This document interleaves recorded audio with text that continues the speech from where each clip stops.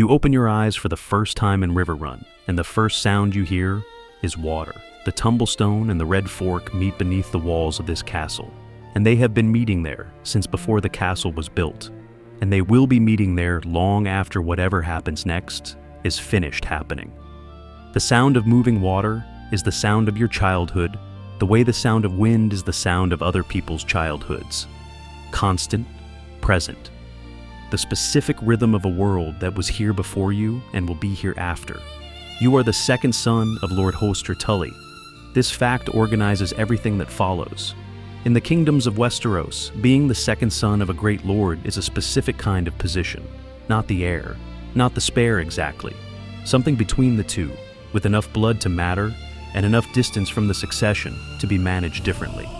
Your brother Edmure will inherit Riverrun when the time comes.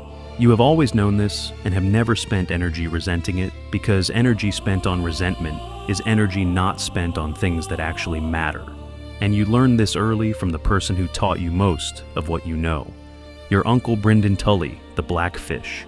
He has the name because he swam against the current in everything, in politics, in marriage, in his relationship with your grandfather, in his understanding of what a Tully should be, and what a Tully was actually prepared for. He watches the world with the specific attention of someone who has survived long enough to know that the visible threat is rarely the most dangerous one. He taught you to read maps and rivers and the faces of men who are trying to hide what they intend. He taught you that patience is not the same as waiting, that patience is active where waiting is passive, that patience means building the thing you will need before you need it. You spent your childhood in two places simultaneously: the training yard, where you learned the physical vocabulary of war, how a line breaks under pressure and where the pressure comes from, and what the gap between a line that holds and a line that doesn't actually consists of. And the map room, where you learned the strategic vocabulary of the same thing, the way terrain shapes decisions, the way rivers define the options of armies, the way the specific geography of the Riverlands turns fighting here into a different problem than fighting anywhere else on the continent. Edmure learned statecraft. You learned war. The division was not arranged formally. It emerged from what each of you was drawn toward and what your Uncle Brynden found worth teaching when he found someone worth teaching it to. By 15, you could draw the full course of the Trident from memory, including its tributaries and the specific seasonal variations that affect crossing points. By 17, you could look at a report about a skirmish and tell you the disposition of the forces before the skirmish from the shape of what the report described after it. By 19, you could do these things fast enough that they look like instinct rather than calculation. They were calculation, fast calculation, trained until it became reflexive. The difference matters. The war begins the way wars in Westeros always begin, through the accumulated weight of offenses, real and manufactured, until someone decides that the weight has become sufficient justification for what was going to happen regardless. Ned Stark dies on the steps of the Sept of Baelor because he trusted the wrong people in a city built entirely of wrong people. And the North rises because the North does not tolerate what was done to one of its own. And the Riverlands rise with them because the Riverlands are Tully territory and Catelyn Stark is a Tully, and the war arrives at Riverrun's doorstep, whether Riverrun sends for it or not. You send for it, not for revenge. Revenge is Edmure's motivation and your father's grief and the North's fury. You engage because disengaging was never a realistic option, and because if you must fight, you will fight on your terms, rather than anyone else's. You spend 3 weeks before the first engagement doing nothing that looks like preparing for battle. You ride the river roads. You speak with ferrymen and farmers and the specific people whose lives are organized around water and who know things about crossing points and seasonal conditions and the behavior of ground after rain that no map records because no map has ever asked them. You compile what they tell you in the part of your mind that processes tactical information, and you add it to the maps and the reports and the intelligence about Lannister movements that your uncle's riders are bringing in. Then you present your conclusions to Robb Stark. Robb is 19 years old and already more of a commander than he has been given credit for being. He listens the way good commanders listen, without interrupting, following the logic, identifying the places where it depends on assumptions, and asking about the assumptions. By the time you finish presenting, he has understood the plan and its dependencies and has identified the 2 ways it could fail and wants to know how you account for them. You tell him. He agrees. the night of the Whispering Wood.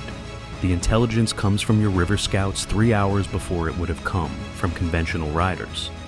The Lannister vanguard has moved too far forward. Tywin Lannister, coordinating the advance of his son's forces, has committed the specific error of someone who trusts his assessment of the ground over the ground's actual conditions.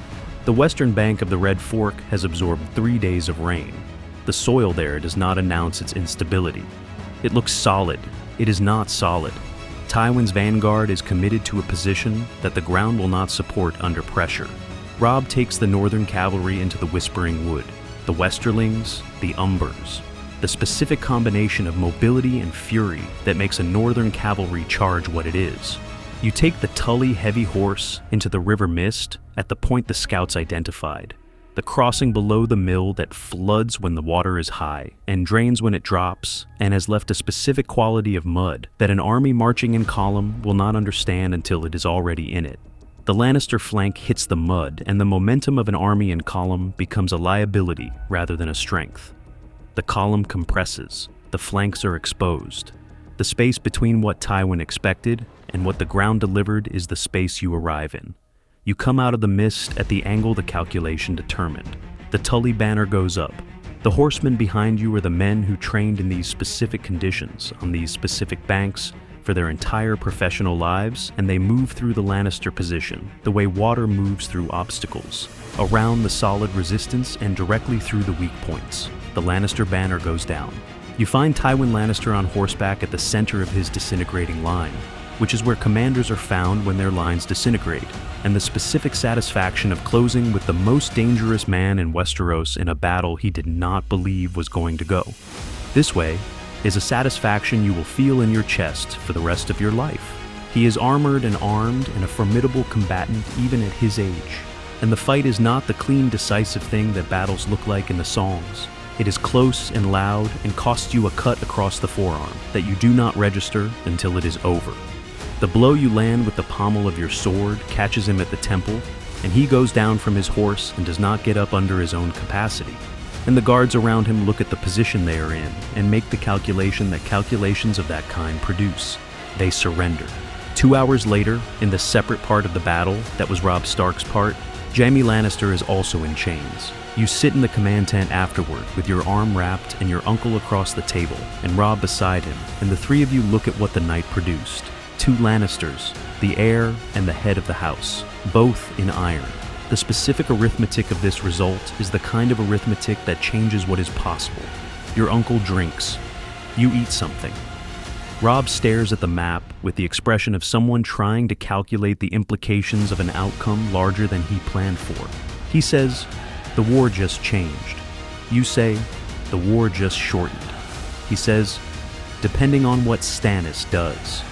You say, "Yes, depending on that."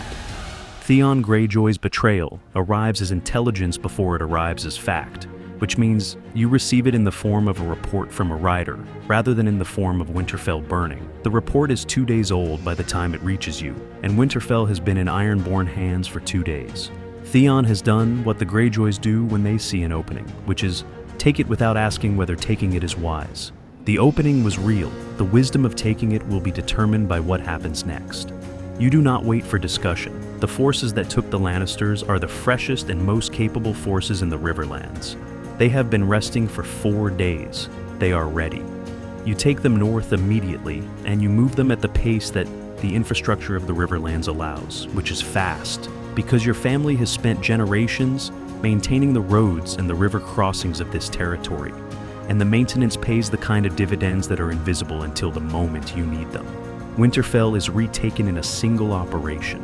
Theon's garrison is sufficient to hold Winterfell against a siege. It is not sufficient to hold Winterfell against the forces that just destroyed the main Lannister army in the Riverlands. And the distinction between those two things becomes clear to Theon approximately 2 hours before it stops mattering to him. He goes into the deepest cell in the Riverrun dungeon, and he goes there for the duration. Bran and Rickon have been gone for days before you retake the castle. Bran goes north, far north, towards something beyond the wall that he cannot describe in terms that make sense to people who haven't seen it. Rickon stays. He is young, but the Stark blood has a specific quality in it, that produces something in even the youngest of the line, and Rickon Stark in his brother's absence has the specific gravity of someone understanding what their position means and deciding to be adequate to it. You leave the castle in capable hands and you ride south. King's Landing falls to Stannis. It falls because Tywin Lannister is in a cage in the Riverlands instead of coming from the east. With his army at the precise moment the city needed someone coming from the east with an army. The absence of Tywin is the single variable that determines the outcome because Tyrion Lannister is capable and creative and manages the defense of the city with everything available to him. But everything available to Tyrion without Tywin is not the same thing as everything available to Tyrion with Tywin, and the Blackwater proves this conclusively.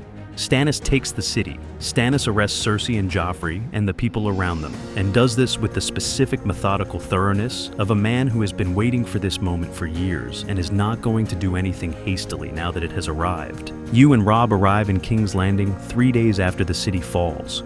You come to bend the knee, and you come with Lannister prisoners, and you come knowing that what you have brought and what you ask in return requires a conversation conducted at the level where such conversations are conducted, which is between rulers and the people who have demonstrated their value to rulers in terms that rulers understand.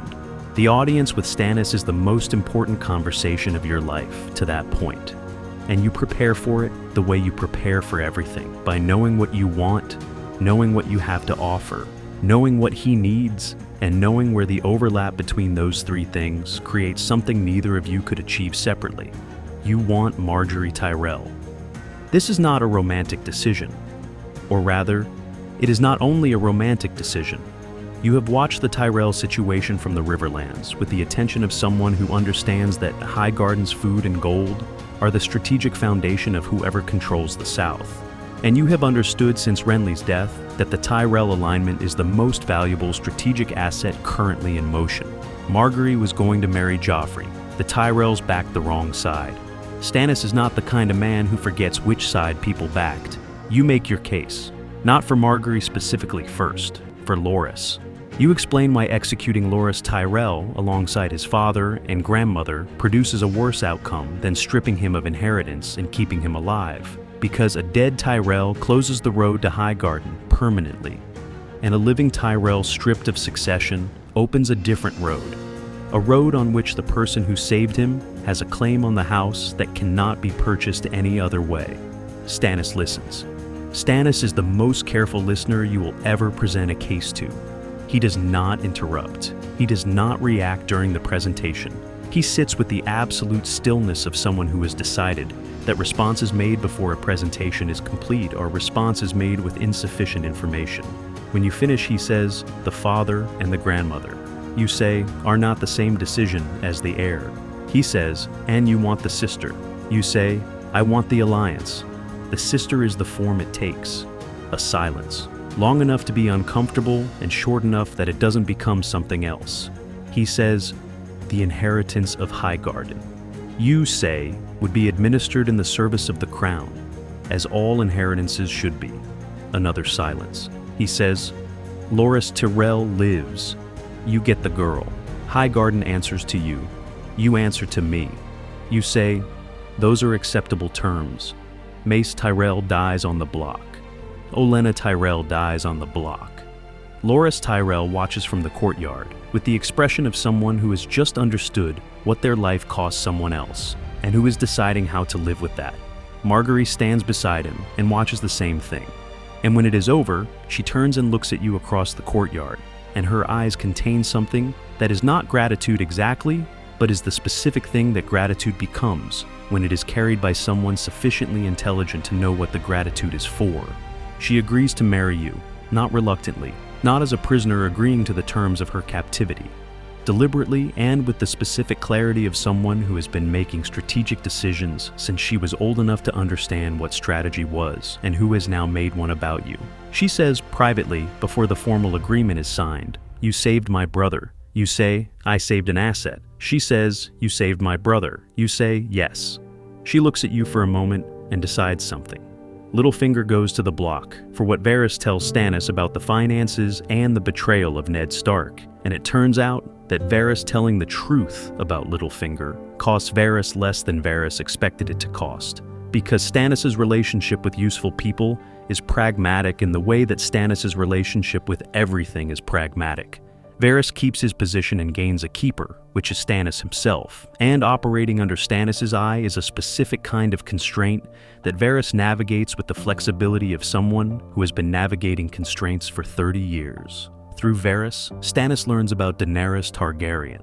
Stannis' response to this information is characteristic of everything that makes him the specific kind of king he is. He does not wait. He does not hope the problem resolves itself. He does not conduct diplomatic outreach to a potential rival who has dragons and a claim to the throne. He sends the best people available to Korth, and the best people available are sufficient for a young woman whose dragons are still small and whose power base has not yet solidified. Daenerys is killed in Korth. Her dragons die in their cages. You hear about this and you sit with it for a long time. Not guilt exactly, clarity. The clarity of someone looking at a world where certain things are not going to happen because other things already happened, and understanding that the world you are living in is not the same world it would have been otherwise.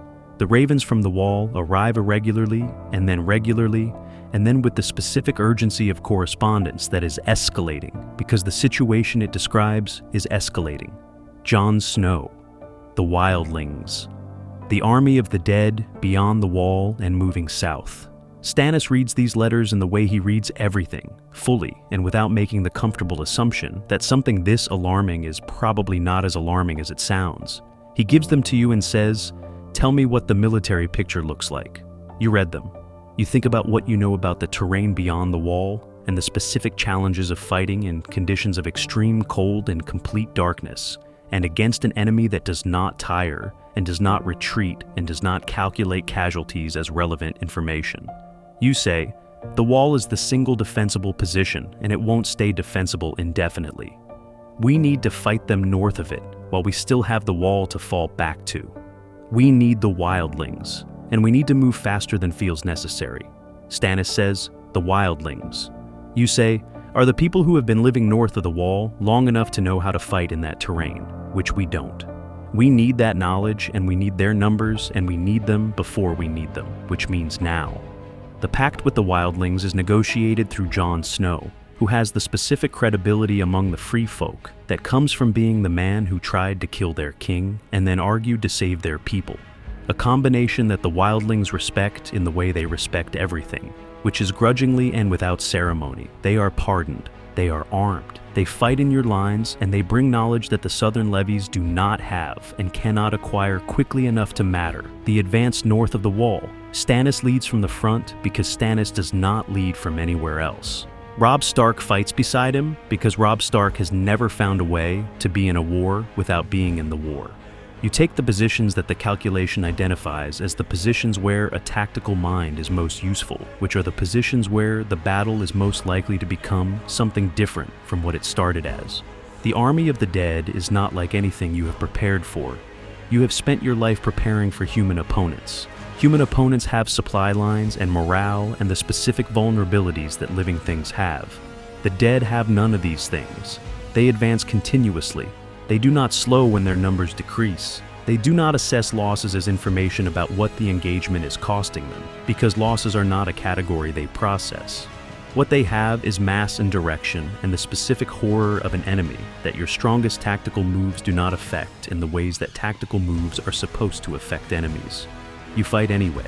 You fight the way your uncle taught you, by finding the terrain's advantages and using them faster than the enemy can account for them. And you buy time for the engineers on the wall who are building the thing that might actually change the arithmetic of this engagement. Wildfire catapults, dragonglass bolts in quantity. The specific preparation of a fighting position that someone has thought very hard about for the specific enemy that is coming. The cold is the second enemy, and the second enemy extracts its own casualties in ways that the first enemy doesn't bother with. Men who trained in the Riverlands and the South do not know what this cold does to fingers and faces and the specific systems of judgment that cold compromises before you understand they are compromised. You watch for it and manage it, and it still costs you people, and the people it costs are people you needed.